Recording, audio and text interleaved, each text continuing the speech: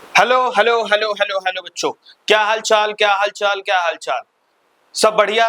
तो आज मैं आप सभी के लिए लाया हूं वन शॉट रिवीजन जिसका नाम है फंडामेंटल यूनिट ऑफ लाइफ, जिसको हम सेल के नाम से भी क्या करते हैं, इसको जानते हैं। जिन जिन बच्चों का साइंस में जैसे डर होता है, उसको हम पूरा का पूरा कंप्लीट आज डर को निकालने के लिए खड़े हुए हैं। तो आज हम इस चैप्टर में क्या क्या पढ़ने वाले हैं ये देखते हैं। सेल के बारे में पूरा का पूरा पढ़ने वाले हैं भाई। जैसा कि हमारे इस वाले जो मेरे हाथ में देखोगे तो यही हमारा क्या होता है, एक शेल होता है।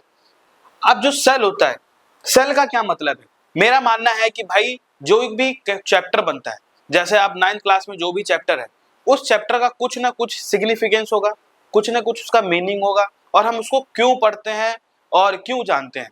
तो इसके बारे में कि जब कोई भी चैप्टर आता है तो उसको हमें जो चैप्टर का नाम है उस नाम को अच्छे से समझ लेना जरूरी है। तो हमारा जैसे कि चैप्टर का नाम ही है cell, fundamental unit of life जिसको कहते हैं, सेल भी कहते हैं। तो जो सेल है वो सेल होता क्या है? सेल क्या है? जैसे हमारी पूरी की पूरी जो बॉडी है, ये जो बॉडी है ये छोटे छोटे छोटे माइक्रोस्कोपिक जो होते हैं, जो सेल जो होते हैं, उससे हमारी बॉडी क्या होती है, बनी होती है। और ये बॉडी में हमारे जो सेल होते हैं वो मिलियंस ट्रिलियंस ऑफ सेल होते हैं, इतने ज्यादा होते हैं जिन्हें हम गिन भी नहीं सकते हैं। तो हम अप्रॉक्स में लगाते हैं कि ट्रिलियन से बिलियंस ऑफ पाए जाते हैं, हमारे बॉडी के अंदर सेल पाए जाते हैं। अब सेल कैसा दिखता है हमारे बॉडी में? भाई हमारी जो बॉडी बनी हुई है, ये जो दिख रहा है ये हरे वाला भाग, यही हमारा क्या कहलाता है, सेल कहलाता है। क्या कहलाता है? सेल कहलाता है। यही छोटे छोटे जो सेल होते हैं, छोटे छोटे सेल मिल मिल के पूरे की पूरी हमारी बॉडी जो होती है वो तैयार कर रही होती है। तो इस सेल के बारे में जानना भी जरूरी है। ठीक है, हम एक का जान लेंगे तो पूरे जो बिलियंस ऑफ ट्रिलियन सेल है वो सारे के सारे सिमिलर ही होते हैं। ठीक है, तो हमें एक समझना है सेल। तो इसलिए इस चैप्टर में हम क्या जानने वाले हैं कि हमारी जो बॉडी है वो छोटी सी यूनिट से जो पूरी कंप्लीट बॉडी बनी है, उसी के बारे में हम इस चैप्टर में पढ़ने वाले हैं। तो देखोगे हमारा जो सेल है, उस सेल के अंदर क्या क्या चीजें दिखती हैं। तो क्या है, स्ट्रक्चर ऑफ सेल। जो ये जो सेल है, इस सेल के अंदर पाए जाते हैं हमारा पहला चीज जो उसका नाम है न्यूक्लियस, फिर होता है माइटोकॉन्ड्रिया, एंडोप्लाज्मिक रेटिकुलम, सेंट्रियोल और सेंट्रोसोम, गोल्जी अपैरेटस और साइटोप्लाज्म, और लास्ट में क्या है, मेम्ब्रेन।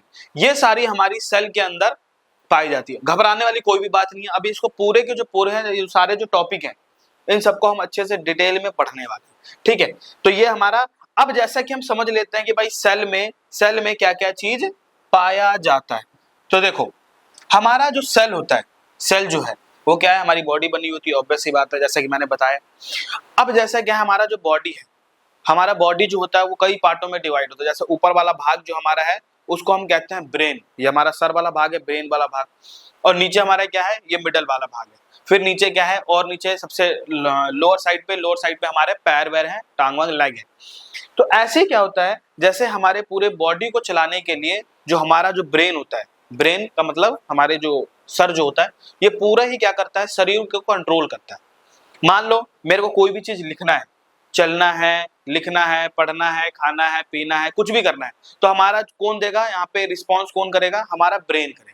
तो ब्रेन क्या करता है, रिस्पॉन्स देता है और हमारी बॉडी उससे काम करना शुरू कर देती है। तो जो हमारा सेल होता है, एक छोटा सेल, इसके बीच में ये वाला भाग देखोगे, ये वाला बीच वाला भाग, ये वाला हिस्सा जो पर्पल कलर से बना हुआ है, ये क्या होता है, हमारे एक छोटा सा जो सेल है उसका ये होता है ब्रेन। ब्रेन का मतलब दिमाग, जो पूरे सेल को क्या करेगा, पूरे सेल को चलाने का काम करेगा। तो उसको हमने कह दिया न्यूक्लियस। तो न्यूक्लियस क्या है, न्यूक्लियस है जो सेल है, वो सेल का दिमाग, जो पूरे सेल को क्या कर रहा होगा, वो चला रहा होगा। ठीक है, ये समझ में आ गया बात। अब इसी के अंदर क्या है, बहुत सारे छोटे छोटे ऑर्गेनेल जो होते हैं, जैसे माइटोकॉन्ड्रिया, ये सब बताया हूं। ये क्या करता है, माइटोकॉन्ड्रिया हमारे शरीर के अंदर एनर्जी बनाता है। भाई हमारे शरीर में एनर्जी कहां से आती है, तो हमारे शरीर में जो एनर्जी बनती है वो इसी में बनती है।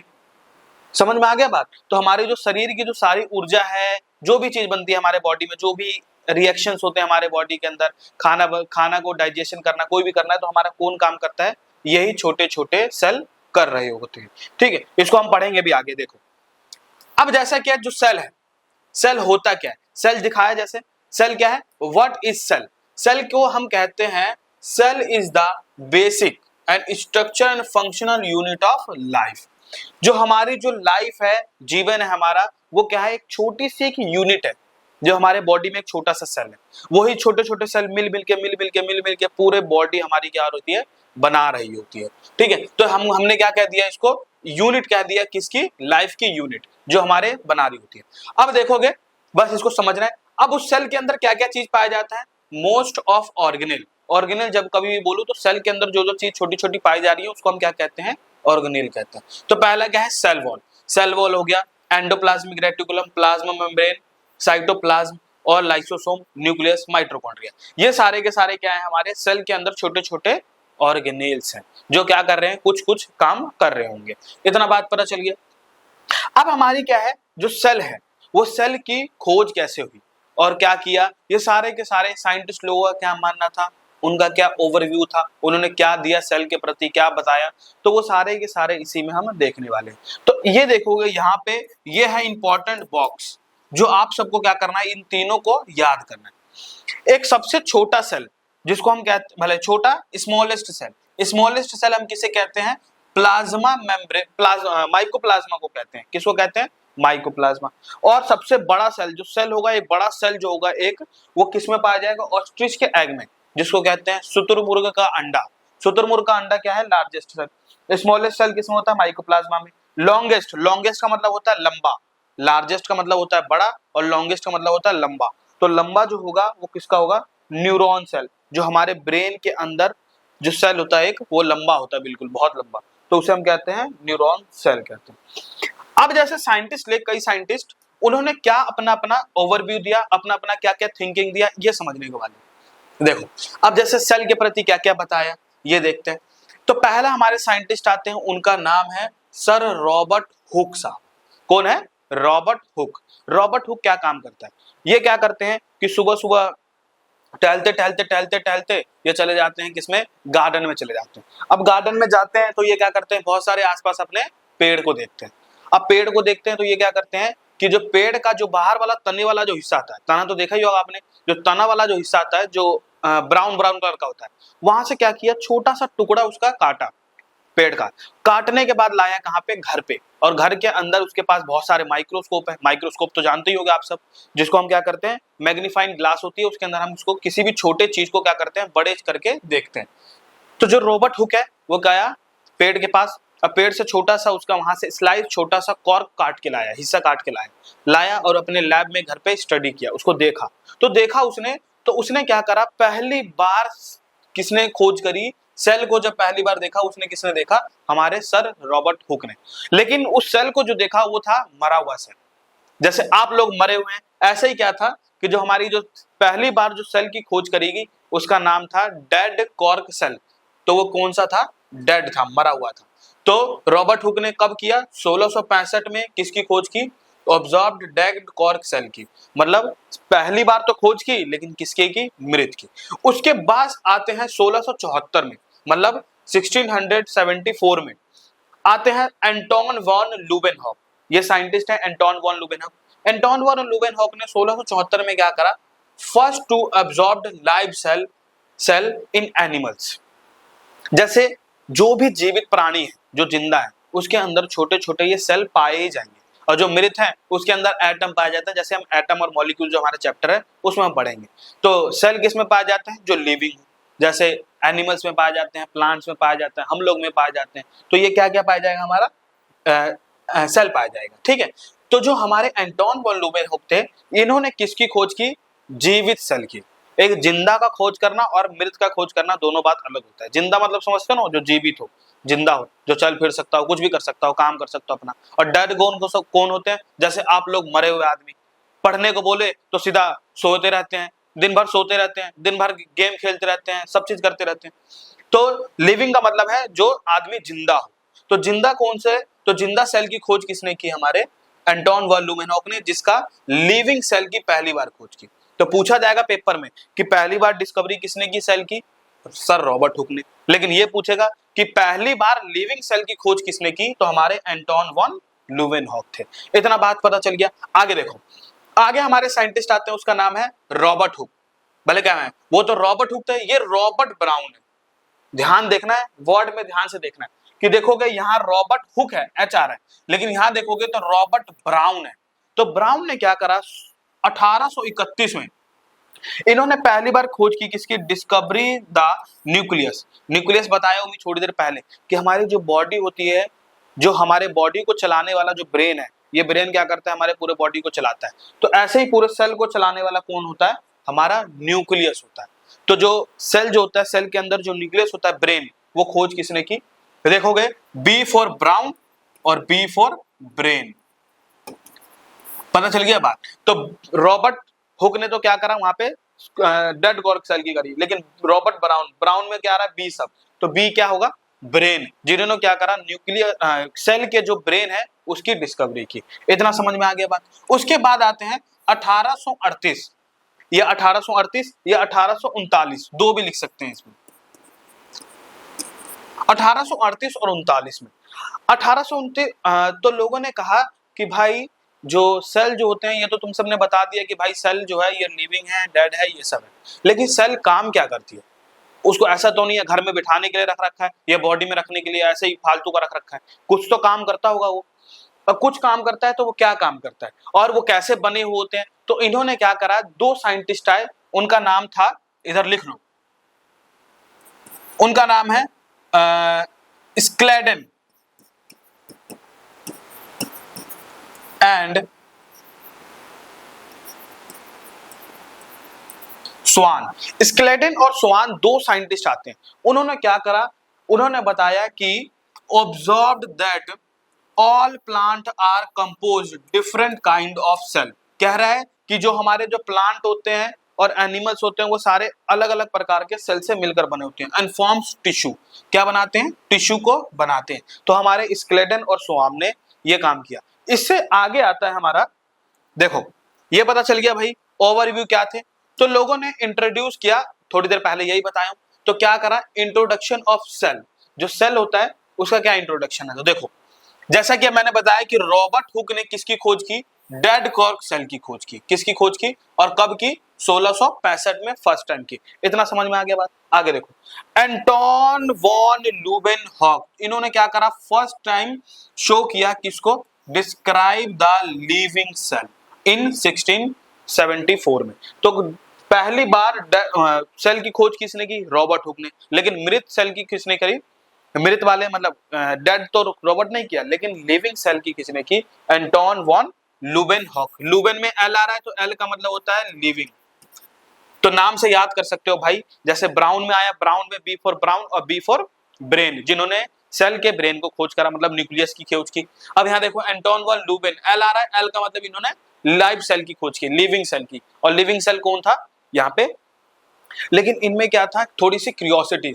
अब इन्होंने क्या करा, साइंस तो पढ़ रखा था, इनके अंदर क्या थी, क्यूरियोसिटी। क्यूरियोसिटी क्या थी इनके अंदर, कि ये क्या काम करते थे, अलग अलग प्रकार के सेल इनको देखने में बहुत ज्यादा इंटरेस्टेड थे बहुत। तो ये क्या काम करते थे, हमारे अपने लैब के अंदर ही अपना खुद का स्पर्म, किसका, अपना खुद का स्पर्म क्या करते थे, निकालते थे, और निकालने के बाद उसको लैब में स्टडी करते थे और देखते थे। तो इन्होंने भी क्या करा, पहली बार स्पर्म को इन्होंने देखा था। समझ गया बात। तो लैब में इनके पास बहुत सारे माइक्रोस्कोप थे, तो स्पर्म निकाल के और वो चेक करते थे, और अपना शरीर के अंदर से ब्लड व्लड बहुत सारे छोटे छोटे जो सेल्स हैं वो देखने में उनको ज्यादा क्यूरियोसिटी थी। अभी आगे बताऊंगा कि क्या क्या खोज की। तो ये पता चल गया। अब लोगों ने क्या करा, इस सेल के ऊपर क्या करा, थ्योरी दे दी, जिसको हम क्या कहते हैं, सेल थ्योरी के नाम से जाना जाता है।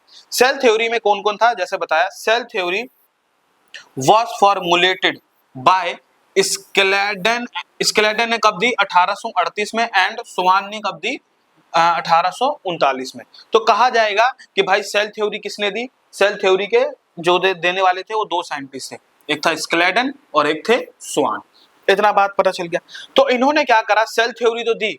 अब लोगों ने कहा भाई सेल तो आपने दिखा दिया, सेल क्या काम करते हैं, कैसे होते हैं, उसके अंदर क्या पाया जाता है, ये सब तो बताओ। सेल तो दिखा दिया ऊपर से, लेकिन फिर क्या करा स्केलेटन और स्वान ने, कुछ बातें रखी। क्या रखी, all living organism and composed of cell and product of the cell.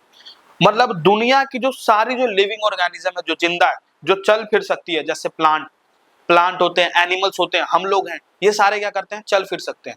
तो ये क्या होते हैं, किससे बने हुए होते हैं, ये कहा ऑल लिविंग ऑर्गेनिज्म कंपोज्ड, मतलब बने हुए होते हैं cell and product of cell. मतलब किससे बने हुए होते हैं? सेल से। जैसा मैंने बताया कि दुनिया के सारे जो एनिमल्स हैं वो सारे किससे बने होते हैं? सेल से। हम लोग भी सेल से मिलकर बने हुए, छोटे छोटे सेल से। और कितने पाए जाते हैं हमारे बॉडी में cell? Trillions of billions of cell पाए जाते हैं हमारे बॉडी में। इन्होंने बताया ये बात। सेकेंड बात बताई, all cells arising from pre existing of cell. मतलब जो कह रहा है सेल कैसे बनते हैं, तो सेल बनते हैं पुराने, तो all cells arising from pre existing, मतलब कि जो हमारे पुराने सेल होते हैं, पुराने सेल से ही क्या होते हैं? नए सेल बनते हैं। किससे बनते हैं? पुराने सेल से ही। इतना बात पता चल गया। ये थी हमारी सेल थ्योरी की बात, और सेल थ्योरी बहुत ही इंपॉर्टेंट है हमारे सब्जेक्ट में।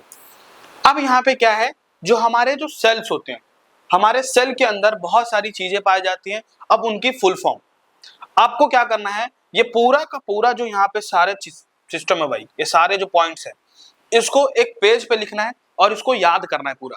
और इन सबके बारे में हम आगे आने वाले चैप्टर में इसको पढ़ेंगे, ठीक है। तो पहला देखो हमारे पास है, पहला क्या है? लाइपेज। लाइपेज में देखोगे तो एल शब्द आ रहा है, एल शब्द है तो ये क्या काम करेगा? ब्रेक करेगा किसको? लिपिड को। तो एल से एल हो गया, ये बात पता चल गया, ये हो गया लिपिड। प्रोटीएज, प्रोटीएज में प्रो आ रहा है शब्द, तो प्रो होगा, तो यहां भी देखोगे तो प्रो आ रहा है, तो ये क्या करेगा? प्रोटीएज जो होता है वो प्रोटीन्स को ब्रेक करेगा। अमाइलेज, अमाइलेज क्या काम करेगा? स्टार्च को या कार्बोहाइड्रेट को ब्रेक करने में काम करता है। न्यूक्लियस, न्यूक्लियस जैसे न्यूक्लिक एसिड, न्यूक्लिक एसिड को करेगा। जैसे एटीपी, एटीपी की फुल फॉर्म होता है एडेनोसिन, एडिनोसिन ट्राइफॉस्फेट, ये हो गया एटीपी की फुल फॉर्म। डीएनए की फुल फॉर्म होता है डीऑक्सीराइबो न्यूक्लिक एसिड। जो हमारे बॉडी के अंदर डीएनए होता है ना, डीएनए जो ब्लड होता है, जो ब्लड के अंदर क्या पाया जाता है? डीएनए। डीएनए की फुल फॉर्म होती है deoxyribo nucleic acid. Ribose nucleic acid DNA के अंदर पाया जाता है। आरएनए जिसको कहते हैं राइबोज न्यूक्लिक एसिड। और ईआर को कहते हैं एंडोप्लाज्मिक रेटिकुलम। एसईआर होता है स्मूथ एंडोप्लाज्मिक रेटिकुलम। ये बात पता चल गया। आने वाले इसको पूरा का पूरा इसको पढ़ेंगे अभी, ठीक है। अभी के लिए थोड़ा सा इसको समझ लो, इतना बात पता चल गया। अब जैसे हमारा जो सेल था, सेल के अंदर ये सारे ऑर्गेनेल है, तो हमें अलग अलग प्रकार के ऑर्गेनेल पहले पढ़ना है। देखो ये कहाँ पाया जाता है? ये है माइटोकॉन्ड्रिया। ये माइटोकॉन्ड्रिया क्या है? कहाँ पाया जाता है? हमारे सेल के अंदर। जैसे सेल दिखाया था अभी, ये देखो जो हमारा ये सेल है ना, सेल के अंदर ये देखोगे, ये रहा, ये क्या है? माइटोकॉन्ड्रिया है। ये माइटोकॉन्ड्रिया हमारे सेल के अंदर क्या होता है? पाया जाता है, हमारे सेल के अंदर पाया जाता है। इतना बात पता चल गया, ठीक है। अब इसके अंदर जैसे ये मैंने थोड़ी देर पहले बताया था न्यूक्लियस, न्यूक्लियस बताया था। ये एक और चीज इंपॉर्टेंट है, ये वाला, इसको हम क्या कहते हैं? साइटोप्लाज्म कहते हैं या तो मैट्रिक्स कहते हैं। ये समझो क्या होता है कि जो हमारे सेल होता है पूरा, सेल के अंदर पूरा का पूरा क्या होता है? इस बीच में इसके क्या भरा होता है? लिक्विड पानी भरा होता है। क्या भरा होता है? पानी। इसके अंदर देखोगे ये पूरा वाला जो भाग है, इसके अंदर भरा होता है पूरा फिल होता है क्या? वाटर होता है, पानी। ये पानी क्या काम करता है? अभी जैसे छोटे छोटे बताऊंगा, ये ऑर्गेनेल के बारे में पढ़ेंगे। तो एक होता है लाइसोसोम। ये लाइसोसोम के अंदर एक होता है एसिड, और एसिड क्या होता है? हमारे लिए बहुत खतरनाक होता है और सेल के लिए भी खतरनाक होता है बहुत। जब एसिड के साथ कोई भी कांटेक्ट में आता है ऑर्गेनेल, मतलब अंदर का कोई भी छोटा छोटा जो ऑर्गेनेल है, ये दिख रहा है, ये कांटेक्ट में आएगा तो उसको क्या करेगा? अपने अंदर पचा लेगा, पूरा कंप्लीटली उसको मार देगा।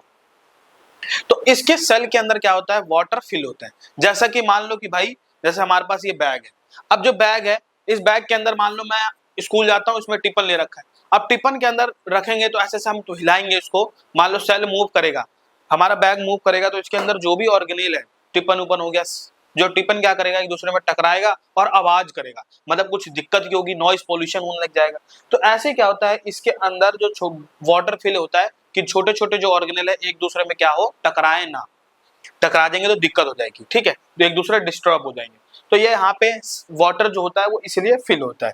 अब जो सेल है, सेल के अंदर सारे ऑर्गेनेल पढ़ने छोटे छोटे, क्या क्या पाया जाता है एक सेल के अंदर। तो सेल के अंदर जो पहला है हमारा, वो है माइटोकॉन्ड्रिया। और माइटोकॉन्ड्रिया दिखता कैसा है? ऐसा दिखता है। समझ में आ गया बात? अब देखोगे ध्यान से माइटोकॉन्ड्रिया को देखो। अब माइटोकॉन्ड्रिया को ध्यान से देखोगे तो माइटोकॉन्ड्रिया पे कितने लेयर हैं? देखोगे तो एक बाहर वाला लेयर दिख रहा है, यहां से ये वाला एक बाहर वाला लेयर दिख रहा है, और एक क्या दिख रहा है? इनसाइड लेयर, जो ये देखो मुड़ी हुई है, इनफोल्डिंग है। ये देखोगे तो क्या है? मुड़ी हुई है अंदर की तरफ। तो माइटोकॉन्ड्रिया के पास कितने लेयर होती हैं? एक आउटर लेयर, अपर लेयर होती है और एक इनर लेयर होती है, 2 लेयर होती है। और इसके बीच में जो मुड़ी मुड़ी है लेयर, इसको कहते हैं क्रिस्टिया। क्या कहते हैं? क्रिस्टिया कहते हैं। जो हमारा, अब ये माइटोकॉन्ड्रिया, माइटोकॉन्ड्रिया के छोटे छोटे अंदर देखोगे तो ये देखो, ये हमारा डीएनए है। क्या है? डीएनए। जैसे फुल फॉर्म बताया था, डीऑक्सीराइबो न्यूक्लिक एसिड।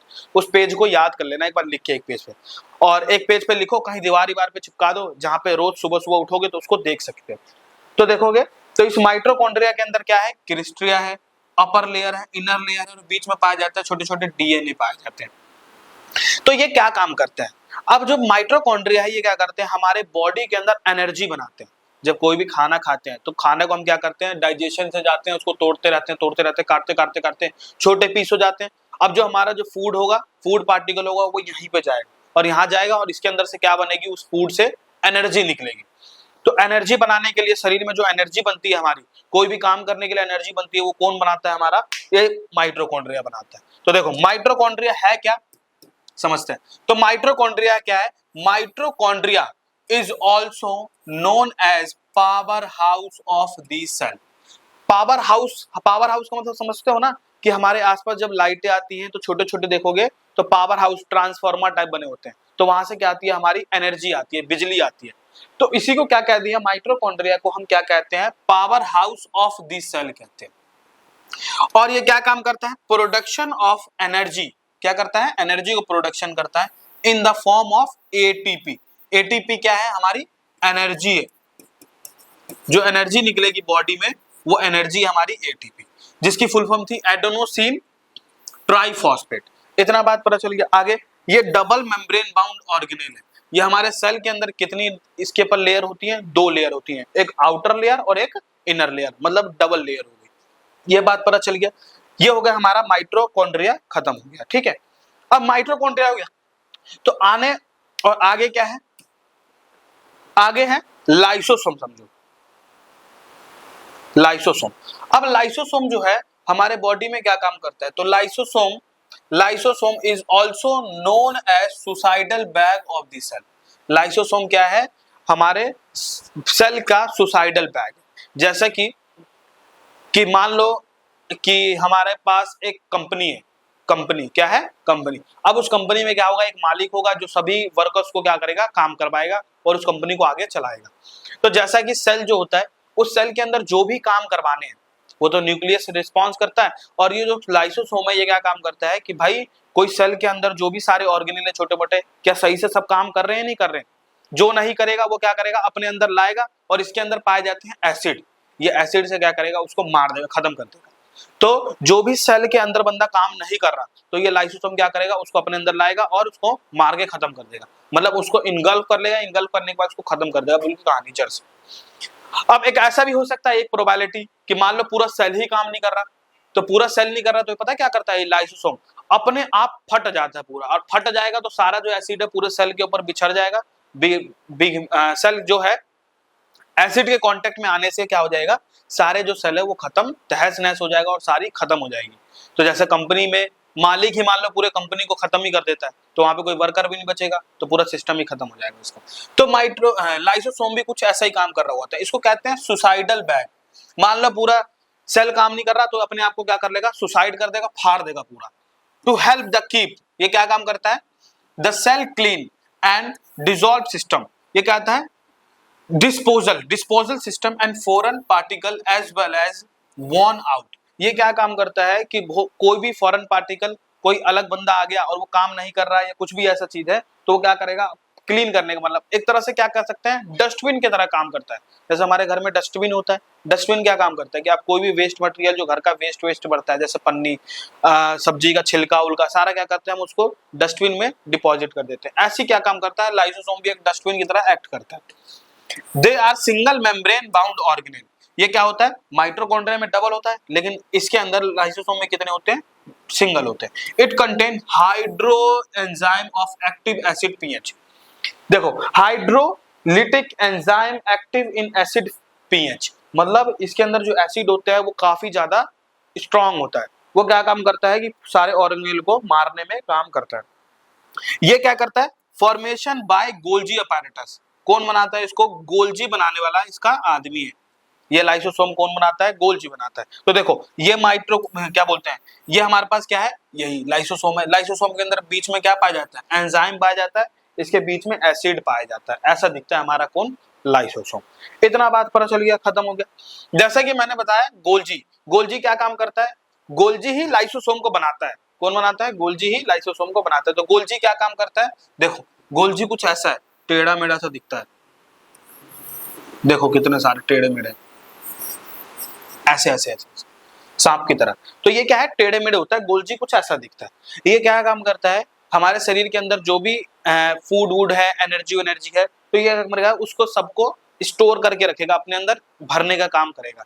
तो ये काम करता है गोल्जी। तो देखो Golgi consist of system of membrane bound organelle. ये क्या होता है? मेम्ब्रेन बाउंड ऑर्गेनेल होता है एंड फ्लैटेड सैक होता है, मतलब चपटा हुआ होता है। Arrange the parallel of each other and structure is called the cisternae. ये सिस्टर्ने जो होता है, ये क्रिस्टिया नहीं है, क्रिस्टिया नहीं, दे स्पेलिंग देख लो सही से। क्रिस्टिया जो था वो किसमें था? माइटोकॉन्ड्रिया में जो इनर बॉल थी वो जो मुड़ी हुई थी उसको क्रिस्टिया कहते हैं। सिस्टर्ने, इसको जो मुड़ी हुई है इसको क्या कहते हैं? सिस्टर्ने कहते हैं।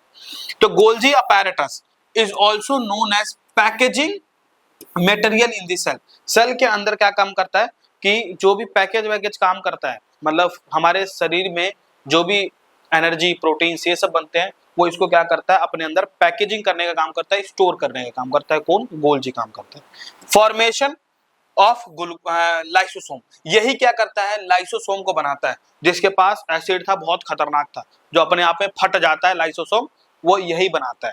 कौन बनाता है? गोल्जी बनाया करता है। तो ये हमारे कितने ऑर्गेनेल हो गए?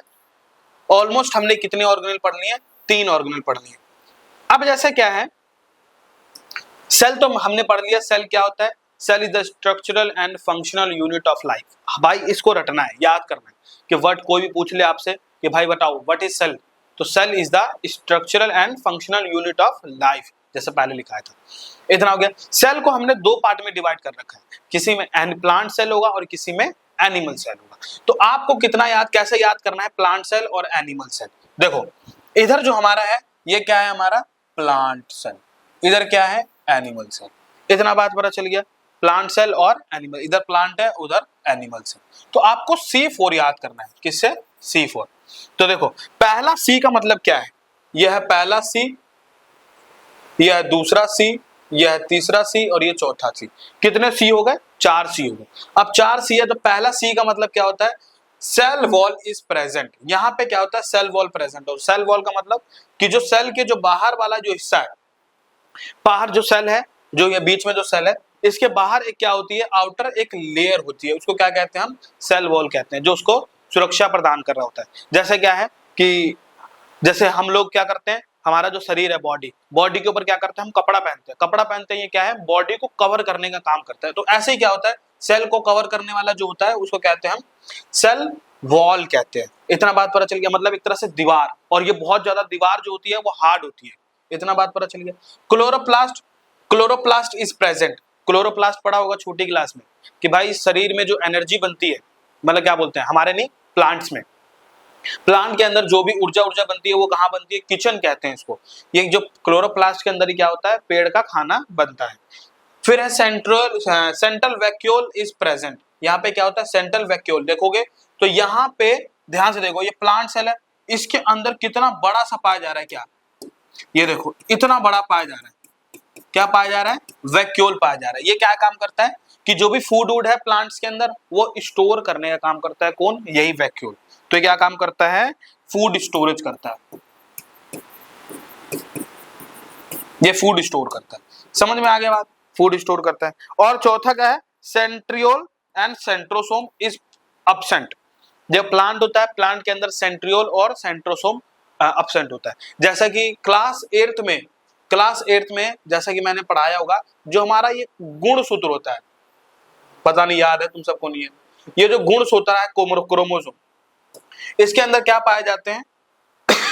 इस गुणसूत्र के अंदर पाए जाते हैं, जिसे क्रोमोसोम कहते हैं। इसके अंदर पाया जाता है डीएनए, ये छोटे छोटे डीएनए को। अब इस डीएनए को बीच में से फाड़ने का काम, यहां से डिवाइड करने का काम, ये जो पार्ट वाला, इसको बीच में फाड़ने का काम कौन काम करता है? आधा भाग इधर जाएगा और आधा भाग इधर जाएगा, तोड़ने का काम यही सेंट्रियोल एंड सेंट्रोसोम कर रहे होते हैं। तो क्या कर रहे होते हैं, सेंट्रियोल और सेंट्रोसोम क्रोमोसोम को फाड़ते हैं पूरा। फाड़ते क्यों है, क्योंकि मान लो कोई भी पेरेंट है अपना स्पर्म को देगा किसी में, तो वो क्रोमोसोम हाफ चला जाएगा उसके अंदर। इतना समझ में आ गया सेंट्रियोल और सेंट्रोसोम।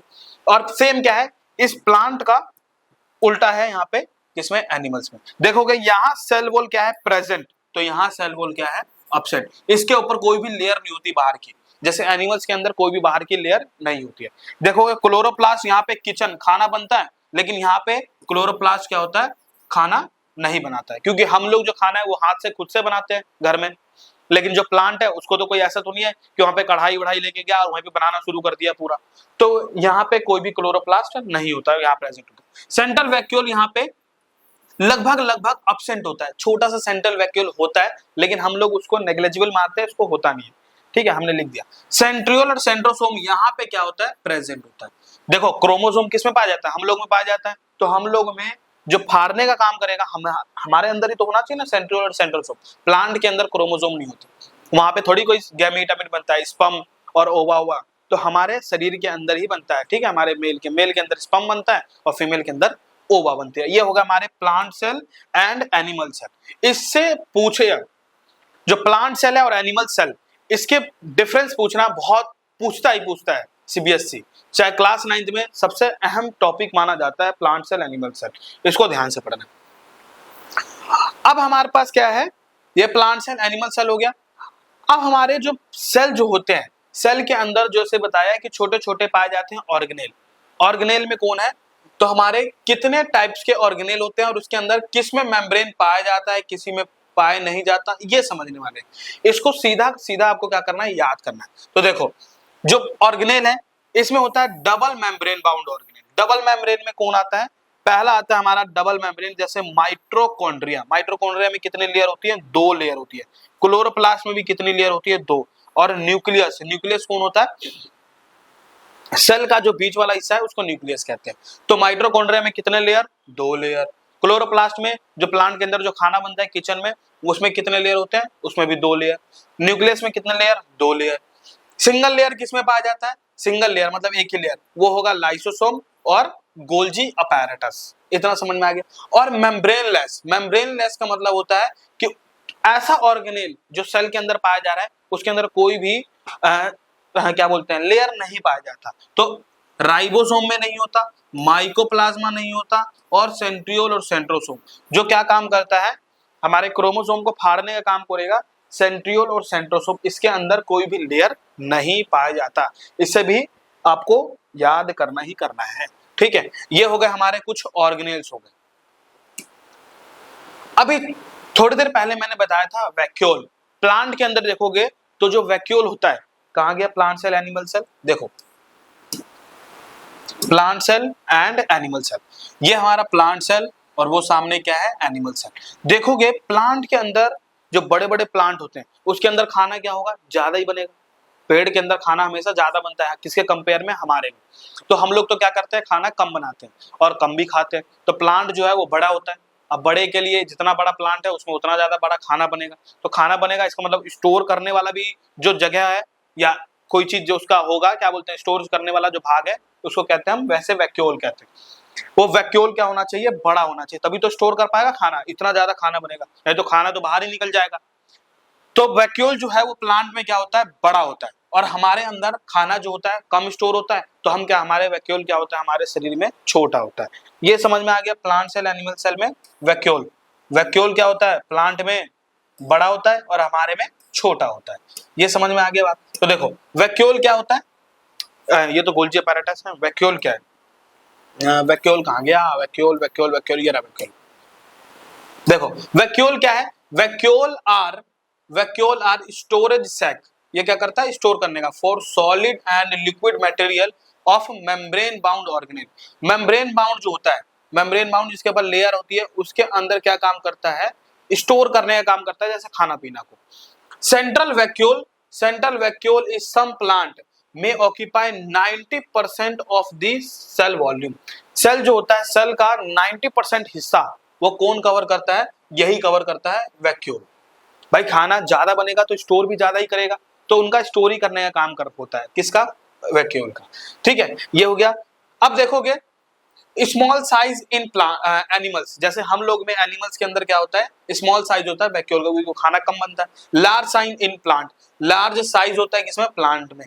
और ये क्या काम करता है? Contain of water, SAP and excretory product, जो वेस्ट मटेरियल बनता है बॉडी में किसके?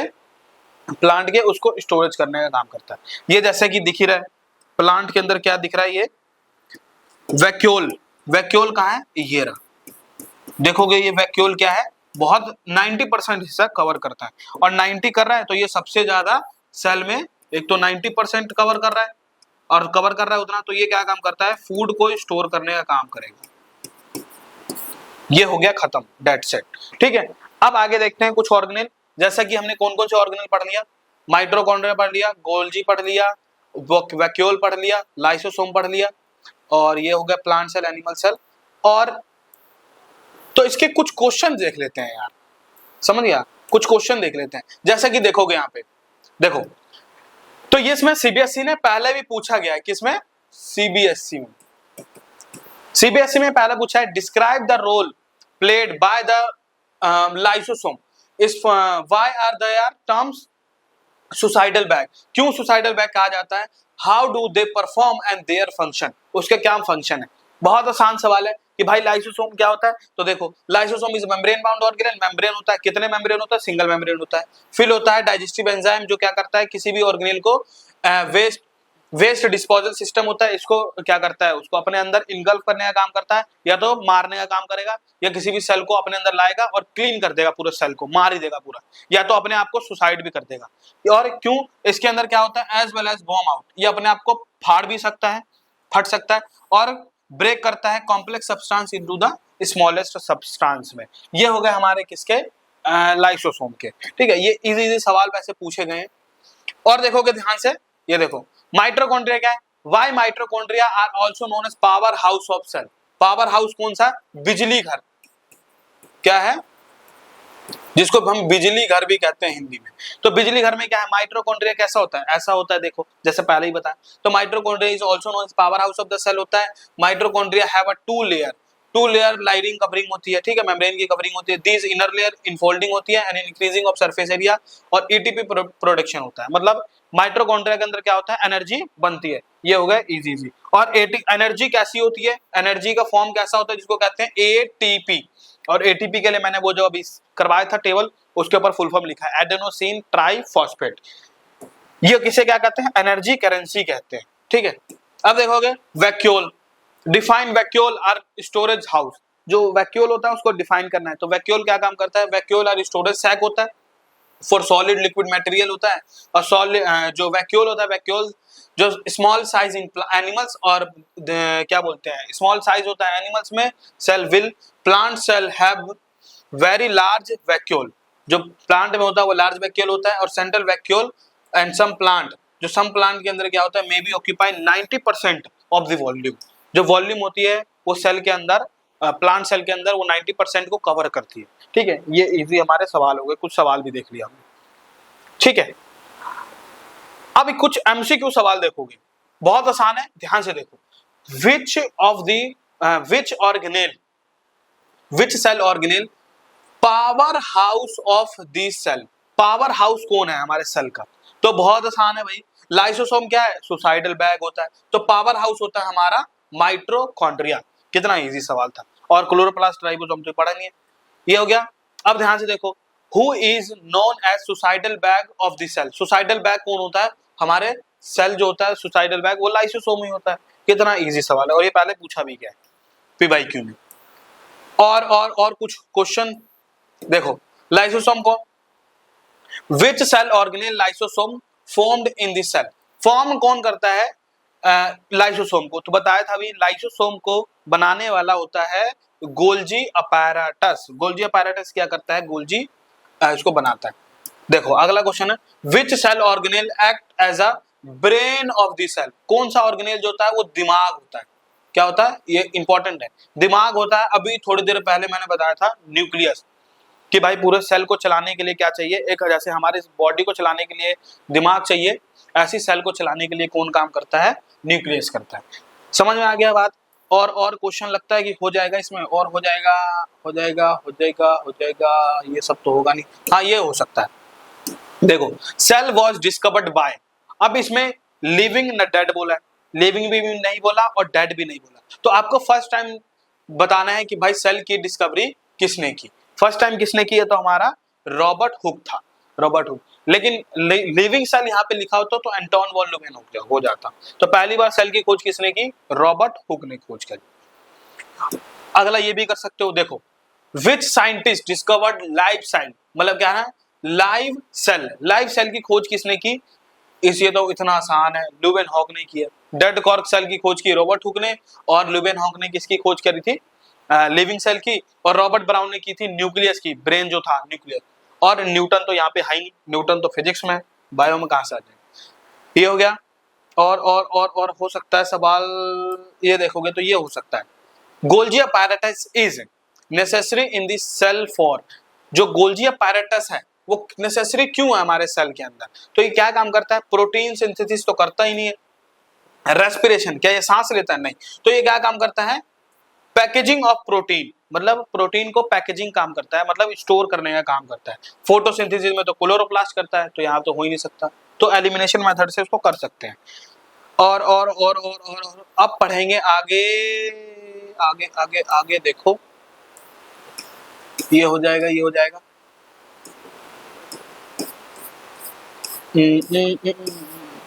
अब तो मेरे ख्याल से नहीं होगा। अब आगे देखो, अब आगे पढ़ते हैं अगला टॉपिक जिसका नाम है, ये पढ़ते हैं, difference between prokaryotic and eukaryotic. Prokaryotic और यूकैरियोटिक होता क्या है ये समझो पहले। तो प्रोकैरियोटिक और यूकैरियोटिक, जैसा एक सेल होता है, पूरा सेल के ऊपर जो भी क्या बोलते हैं, जो न्यूक्लियस होता है, न्यूक्लियस जो बीच वाला हिस्सा है, कहाँ एक सेल निकाला जाए, निकाला जाए, सेल निकाला जाए, कहाँ है सेल, कहाँ है, ये रहा सेल, ये सेल है। अब सेल के अंदर जो ये न्यूक्लियस है, ये जो बीच वाला हिस्सा, जो इसका दिमाग है, अब ये किसी किसी में क्या होता है, पाया जाता है, और किसी किसी में क्या होता है, ये अब्सेंट होता है। क्या होता है? अब्सेंट। तो देखोगे न्यूक्लियस, न्यूक्लियस के ऊपर मान लो ये यहाँ पे पाया जा रहा है लेयर, क्या पाया जा रहा है? लेयर पाया रहा है, जो इसको क्या काम करेगा, इसको कवर करने का काम करेगा। तो इसको जब कवर करेगा न्यूक्लियस को, उस लेयर को, ठीक है, तो वहां पे हम क्या कहते हैं, जो वो सेल है, उस सेल का नाम है यूकैरियोटिक। और यूकैरियोटिक के अंदर क्या होता है, ये सेल के ऊपर जो ये न्यूक्लियस दिख रहा है, न्यूक्लियस के ऊपर लेयर, जिसको हम क्या कहते हैं, membrane bound organelle. Membrane bound में भी यही होता है कि भाई उसके ऊपर मेम्ब्रेन होनी चाहिए। जिसके ऊपर मेम्ब्रेन होगा वो यूकैरियोटिक होगा, जिसपे एब्सेंट होगा उसे कहते हैं प्रोकैरियोटिक होता है। तो यूकैरियोटिक प्रोकैरियोटिक क्या कहता है, बस वो लेयर के ऊपर बात करता है कि भाई किसमें लेयर पाया जा रहा है, किसमें नहीं पाया जा रहा है। यही होता है यूकैरियोटिक और प्रोकैरियोटिक। यूकैरियोटिक और प्रोकैरियोटिक ये है। तो देखो यूकैरियोटिक प्रोकैरियोटिक क्या है कि भाई यूकैरियोटिक में होता है well defined nucleus and nuclear membrane और इज एब्सेंट। वेल डिफाइंड जो न्यूक्लियस होता है वो क्या होता है यहाँ पे, और न्यूक्लियर एनवेलप एब्सेंट होता है, मतलब यहाँ पे जो सेल होगा, सेल के ऊपर कोई भी लेयर नहीं पाई जाएगी। इतना बात पता चल गया। और जो उसका न्यूक्लियस होगा, बीच वाला ब्रेन वाला हिस्सा, उसके ऊपर भी कोई लेयर नहीं पाया जाएगा। तो उसके अंदर जो भी उसका डीएनए होगा, ब्लड होगा, वो ऐसे ही बिखरा हुआ होगा, ऐसे जैसे इसमें दिख रहा है। देखो ये दिख रहा है यहाँ पे प्रोकैरियोटिक, देखोगे तो इसका डीएनए क्या है, ऐसे ही पड़ा हुआ है, फाल ऐसे ही गिरा हुआ है। लेकिन हमारा जो सेल के अंदर देखोगे, हमारे यूकैरियोटिक के अंदर, तो वहां पे जो यहाँ पे पाया जाता है क्या, हमारा डीएनए पाया जाता है। तो लेयर पाया जा रहा है, यहाँ भी लेयर और यहाँ भी लेयर पाया जा रहा है। तो इसके अंदर वेल डिफाइंड न्यूक्लियस नहीं पाया जाता और न्यूक्लियर एनवेलप एब्सेंट होता है। तो इसमें क्या होगा, प्रेजेंट होगा।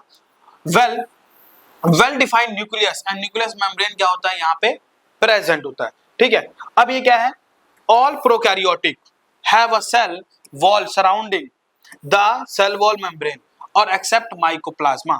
माइकोप्लाज्मा के पीछे ही मैंने बताया था फर्स्ट स्लाइड में कि जो माइकोप्लाज्मा है उसके ऊपर कोई भी लेयर नहीं पाई जाती है, एब्सेंट होती है। तो ये हो गया हमारे सेल के ऊपर। अब इसके अंदर क्रोमोसोम जो होते हैं, क्रोमोसोम गुणसूत्र जो पढ़ा है 8th क्लास में, यहाँ पे क्रोमोसोम कितने होते हैं, एक ही होते हैं। लेकिन यहाँ पे क्या हो सकते हैं, मोर देन 1 क्रोमोसोम। और इसके ऊपर सारे जो ऑर्गेनील होते हैं अंदर, उसके ऊपर क्या होता है, लेयर प्रेजेंट होती है। बस ये हो गया इतना प्रोकैरियोटिक में। एग्जांपल देखोगे तो प्रोकैरियोटिक के अंदर कौन आता है? Amoeba, mycoplasma, bacteria. 3 एग्जांपल हो गए, इसको याद करना है। और यूकैरियोटिक में आता है प्लांट्स एंड एनिमल्स, मतलब हम लोग आते हैं यूकैरियोटिक में। प्रोकैरियोटिक में आता है बैक्टीरिया आता है, अमीबा आता है और माइकोप्लाज्मा आता है। ये सारे के सारे क्या है हमारे यूकैरियोटिक और प्रोकैरियोटिक में डिफरेंस भी पता चल गया। इससे पूछे जाना बहुत ज्यादा इंपॉर्टेंट है, इसको जरूर करना है। अब यहाँ पे बात आती है सेल डिवीजन। ये हमारा जो सेल डिवीजन है इसको पढ़ेंगे। उससे पहले एक चीज को देखते हैं, उसका नाम है प्लास्टिड। प्लास्टिड क्या होता है? प्लास्टिड क्या होता है ये देखते हैं भाई। प्लास्टिड कुछ नहीं है, प्लांट के अंदर क्या होता है, कई सारे छोटे छोटे पिगमेंट होते हैं, जिसमें पिगमेंट होते हैं जो कोई हरा होता है, कोई लाल होता है, कोई पिंक होता है, कोई येलो होता है। देखोगे तो कई फूल जो होते हैं वो पीले कलर के होते हैं, कई फूल कैसे होते हैं, रेड होते हैं, कि कहीं कहीं हरा कलर होता है, कहीं कहीं फूल जो होते हैं ब्लैक कलर का होता है, जैसे ब्लैक रोज, ये सब होते हैं। तो ये सारे हमारे क्या है, पिगमेंट्स हैं, मतलब कलरफुल पिगमेंट छोटे छोटे जो प्लांट के अंदर प्रेजेंट होते हैं। तो ये जो प्लास्टिड है वो पिगमेंट कलरफुल, वो किसमें पाया जाएगा? प्लांट में पाया जाएगा। हम लोग में क्या होता है? एब्सेंट होता है। तो हमारा प्लास्टिड जो है वो कितने टाइप्स के हैं? 3 टाइप के प्लास्टिड है। पहला होता है क्लोरोप्लास्ट। क्लोरोप्लास्ट, क्लोरोप्लास्ट कैसा होता है? ये दिखने में कैसा होता है? हरा होता है। कैसा होता है? हरा होता है। तो देखोगे, देखो जो क्लोरोप्लास्ट है वो कैसा होता है, यहां से ध्यान से। तो क्लोरोप्लास्ट जो होता है कि कहीं भी प्लांट का ऐसा भाग जिसमें हरा हो, ग्रीन कलर का हो, तो उसके अंदर जो पिगमेंट होगा उसका नाम है क्लोरोप्लास्ट। क्लोरोप्लास्ट क्या है? जहां पे प्लांट के अंदर कोई सा भी हरा वाला भाग है तो उसके अंदर पाया जाएगा क्लोरोप्लास्ट। तो क्लोरोप्लास्ट क्या काम करता है? देखो, इट कंटेन क्लोरोफिल। इसके पास क्या होता है? Chlorophyll, which impact of green colour to leaf. Leaf के अंदर जो भी हरा कलर, जैसे लीफ ज्यादातर हरी होती है, तो हरा जो है वो किसकी वजह से होता है? क्लोरोप्लास्ट की वजह से। It helps in the process of photosynthesis and so it is the called kitchen house of the cell. जो शरीर के अंदर जो किचन होता है, जो खाना जो बनता है वो कहाँ बनता है भाई? पत्तियों में ही खाना बनता है। फोटोसिंथेसिस बचपन से पढ़ते हैं हमारे, 6ठी क्लास, 7वीं क्लास, 8वीं क्लास। तो फोटोसिंथेसिस में खाना जो बनता है वो कहाँ बनता है? प्लांट का पत्तियों में ही खाना बनता है। अब पत्ती कैसी कलर है? हरा कलर का। तो हरा कौन सा उसमें पाया जाएगा? क्लोरोप्लास्ट पाया जाएगा। किसमें? पत्ती के अंदर। इसके अंदर क्या पाया जाता है? क्लोरोफिल। और क्लोरोफिल क्या काम करता है? जो पेड़ के अंदर जो हरा कलर होता है वो क्लोरोफिल की वजह से ही होता है। एग्जाम्पल में ये याद करना है, किचन होता है, क्लोरोप्लास्ट को किचन कहते हैं, जहां पे खाना बनता है प्लांट का। ये क्या काम करता है? Providing green colour in plant. देखोगे तो ये प्लांट है, ये हरा कलर का है, ये भी प्लांट क्या है? हरा कलर का। अब बात आती है किसमें? क्रोमोप्लास्ट की।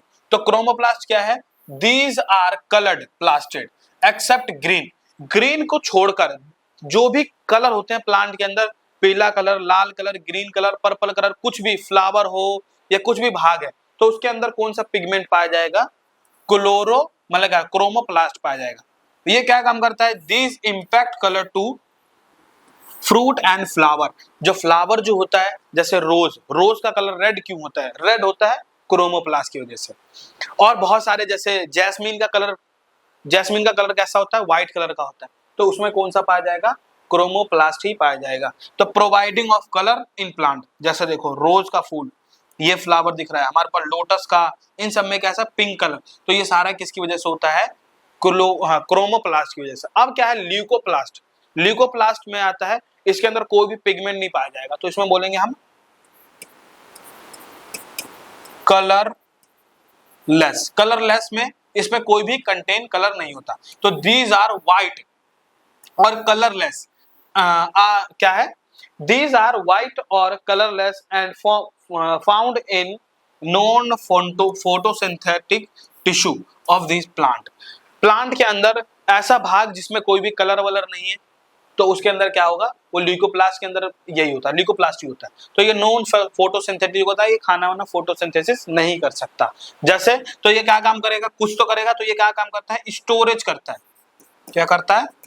स्टोर करने का काम करेगा। जैसे स्टार्च को स्टोर कर लेगा, ऑयल को करेगा और प्रोटीन्स को, ये सारे के सारे प्लांट के अंदर स्टोर करने का काम करता है। तो ये हो गया क्रोमोप्लास्ट, और ल्यूकोप्लास्ट भी खत्म हो गया, पिगमेंट।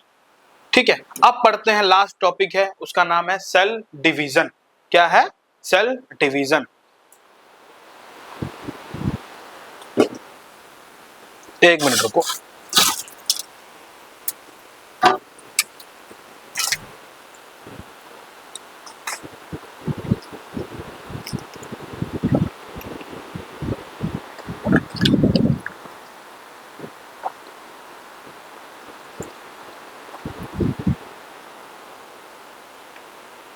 अब जो लास्ट टॉपिक है उसका नाम है सेल डिवीजन।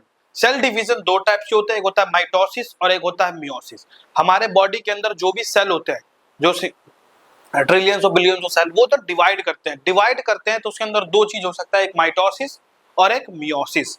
माइटोसिस और मियोसिस होता क्या है, ध्यान से देखो। It is called equational division. इसको कहते हैं equational division, where chromosome number is same in daughter cell. जैसे कोई भी मेल है, वो मेल क्या काम करता है, अपने क्रोमोसोम किसी को देता है। और तुम्हें पता ही है, देखो यहाँ लिख देता हूं, जैसा मेल होता है, मेल के अंदर कौन से गुणसूत्र होते हैं, एक्स वाई। इतना तो सबको पता होगा कि लड़के के अंदर एक्स वाई होता है और फीमेल के अंदर क्या होता है, फीमेल के अंदर होता है एक्स एक्स होता है, ठीक है। अब इसके टोटल गुणसूत्र कितने होते हैं मेल के अंदर, बताओ भाई, मेल के अंदर गुणसूत्र कितने होते हैं टोटल। तो मेल के अंदर देखोगे तो 23 पेयर्स होते हैं। कितने होते हैं, 23 पेयर्स। मतलब ये कितना हो गया, 46 हो गया ना टोटल। तो हम क्या करेंगे, जो n की वैल्यू है, मान लो n है, n हमारे पास कितना है 23, तो 2n कितना हो जाएगा, 2 से गुना कर देंगे तो 46 क्रोमोसोम हो जाएंगे, 46 क्रोमोसोम होंगे। अब सेम क्या है, रुक जाओ एक मिनट, ये क्या हो गया, ठीक है। यहां ध्यान से देखोगे तो इसको चेंज कर लेते हैं, इसकी थीम को देखो। जैसा कि बताया भाई, मेल है, मेल के अंदर क्या पाया जाता है, एक्स और वाई। इसके सामने आता है फीमेल, फीमेल के अंदर क्या होता है, एक्स एक्स होता है। तो मेल के अंदर टोटल क्रोमोसोम कितने होते हैं, सभी के अंदर पाए जाते हैं 46 क्रोमोसोम, 46 क्रोमोसोम होते हैं। तो हम इसको ये लिख सकते हैं 46 को 23 पेयर। भाई 23 पेयर होंगे तो टोटल कितने हो जाएंगे, 46 ही हो जाएगा। ये हो गया 23 क्रोमोसोम, 23 पेयर्स हो जाएंगे। ये समझ में आ गया बात। अब मान लो कि जो मेल है, जिसको फादर, अब ये फादर क्या करता है, अपने गुणसूत्र क्या करता है, अपने सन में देता है, अपने डॉटर में देता है, अपने बच्चों में देता है। कि मान लो इसके पास 46 है और ये 46 के 46 टोटल अपने बच्चों के अंदर ही क्या कर देता है, ट्रांसफर कर देता है। तो यहां देखोगे तो दोनों का क्रोमोसोम क्या है, सेम है भाई, जितना बाप में था उतना ही क्या है बच्चे में। तो 46 यहां भी था इसके अंदर गुणसूत्र और 46 इसमें भी चला गया टोटल। तो कितने क्रोमोसोम चले गए टोटल, 46 चले गए, 46 चले गए। तो देखोगे तो दोनों के अंदर सेम है ना। इसी को हमने कह दिया माइटोसिस होता है। और मियोसिस कब होगा, जब यहां से मान लो 46 है और 46 और बच्चे के अंदर चला गया 23, इसके हाफ क्रोमोसोम हो गए, तो इसको हमने कह दिया मियोसिस। बस ये हो गया, डेट्स इट, खत्म। तो यही क्या है, देखो। तो माइटोसिस को कहता है, माइटोसिस को कहते हैं it is called equational division, कि जितना पेरेंट में होगा उतना ही बच्चे में जाएगा, ठीक है। Chromosome number is same daughter, daughter के अंदर क्या होता है, क्रोमोसोम नंबर सेम होता है। जैसे इसको कहते हैं डिप्लॉइड, जब डबल n होगा उसे कहते हैं डिप्लॉइड। तो ये लिख लेना, जब n होगा सिर्फ तो इसको कहते हैं हैप्लॉइड, और जब 2n होगा तो इसको कहते हैं डिप्लॉइड। मतलब इसमें 2n प्रॉपर्टीज होगी, 46 क्रोमोसोम। जब 23 होंगे तो उसको हैप्लॉइड कहेंगे, जब 46 होगा तो डिप्लॉइड कहेंगे। यहाँ पे डिप्लॉइड होता है, कितने क्रोमोसोम होंगे, 46 क्रोमोसोम होंगे। और क्रोमोसोम दिखता कैसा है, ऐसा। अब ये क्रोमोसोम जो होते हैं इसके बीच में क्या पाए जाते हैं, इसके में पाए जाते हैं डीएनए। क्या पाया जाता है, इसके अंदर देखोगे पैक होता है, हमारा रक्त होता है, डीएनए पैक होता है। अब सेम होता है मियोसिस में, देखो उल्टा। तो क्या होता है, it is called reductional division. Reductional division का मतलब पूरा कट जाएगा क्रोमोसोम। 46 क्रोमोसोम पेरेंट में है तो बच्चे में क्या होगा, उसका आधा क्रोमोसोम जाएगा। इतना समझ में आ गया बात, आगे देखो। तो यही क्रोमोसोम पाया जाएगा, किसमें, मेल में एक्स वाई पाया जाएगा, फीमेल में एक्स एक्स पाया जाएगा, ठीक है। और जब कभी भी कोई भी बच्चा बनता है, कोई भी मेल बनेगा, बच्चा बनेगा, लड़का बनेगा, लड़की बनेगा, वो यही डिसाइड करता है कि जो मेल होता है हमारा, मेल ही डिसाइड करता है कि भाई हमारा जो आगे जो बच्चा बनेगा वो लड़का बनेगा, लड़की बनेगा, वही दिखाएगा कि जो मेल है वो क्या क्रोमोसोम अपना दे रहा है। ठीक है, तो ये हो गया हमारे इसमें जो हमारे मेन डोमिनेंट जो होता है बच्चे में, कि बच्चा आगे जाके जनरेशन क्या बनेगा, वो मेल दिखाता है अपना कि भाई बच्चा क्या बनेगा। तो देखो एक क्वेश्चन था यहाँ पे, हमने तो बाकी क्वेश्चन कर ही लिए, ये बच गया, ये रहा। देखोगे in human male are X Y होता है मेल, एंड फीमेल क्या होती है, एक्स होती है female. The sex of child is determined by the, कि जो भाई जो मेल जो आगे सेक्स बनेगा, जो बच्चा बनेगा, वो कौन बनेगा, वो किस पे डिपेंड करता है, ओनली फादर पे, मदर पे भी नहीं करेगा, बोथ पे भी नहीं करेगा, तो ओनली किस पे करता है, डिपेंड फादर पे करता है। ये हो गया हमारे। अब ये कुछ देखो, who is known as protein factory of this cell. Protein factory हम कहते हैं राइबोसोम को, कि राइबोसोम जो होता है हमारे शरीर में प्रोटीन फैक्ट्री होता है, जो फैक्ट्री एनर्जी यहाँ पे बनती है इस फैक्ट्री में। और क्वेश्चन है कुछ, देखते हैं क्वेश्चन, तो कुछ क्वेश्चन है, ये वाला क्वेश्चन देखो, the undefined nuclear region, undefined है मतलब इसमें डिफाइन नहीं है, ठीक है, नहीं पाया जा रहा। Nuclear region in prokaryotic is also known as, उसे क्या कहते हैं जिसमें न्यूक्लियर नहीं पाया जाएगा। तो देखो हमारे जो यूकैरियोटिक होता है, क्या होता है, हाँ यूकैरियोटिक,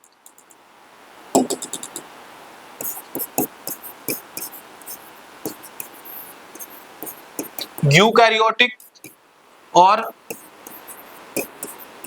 प्रोकैरियोटिक, यूकैरियोटिक है और प्रोकैरियोटिक है। अब जो यूकैरियोटिक का जो न्यूक्लियस होता है उस पे तो डिफाइंड होता है, मतलब उस पे लेयर पाया जाता है, पूरा हर चीज पाया जाता है, किस पे, हमारा यूकैरियोटिक। प्रोकैरियोटिक में कोई भी डिफाइन नहीं होता, तो यहाँ पे न्यूक्लियस नहीं बोलते हैं, यहाँ न्यूक्लियोइड बोलते हैं। क्या बोलते हैं, न्यूक्लियोइड, और शब्द आता है ओ। तो यहाँ पे सेम सवाल यही पूछा गया है, अनडिफाइंड न्यूक्लियर रीजन। प्रोकैरियोटिक में इज ऑल्सो नोन एज, क्या कहते हैं, न्यूक्लियस कहते हैं, न्यूक्लियस तो कहते नहीं, न्यूक्लियस पाया जाता है यूकैरियोटिक में। न्यूक्लिक एसिड भी नहीं होता, एसिड भी कहाँ पड़ा है, न्यूक्लियोलस भी नहीं पड़ा है, न्यूक्लियोलस हमारा यूकैरियोटिक को ही न्यूक्लियोलस कहते हैं। तो यहाँ पे आंसर जो हो जाएगा वो कौन सा हो जाएगा, न्यूक्लियोइड हो जाएगा।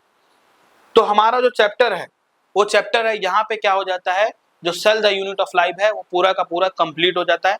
अब मिलते हैं हमारे नेक्स्ट चैप्टर में, गुड बाय।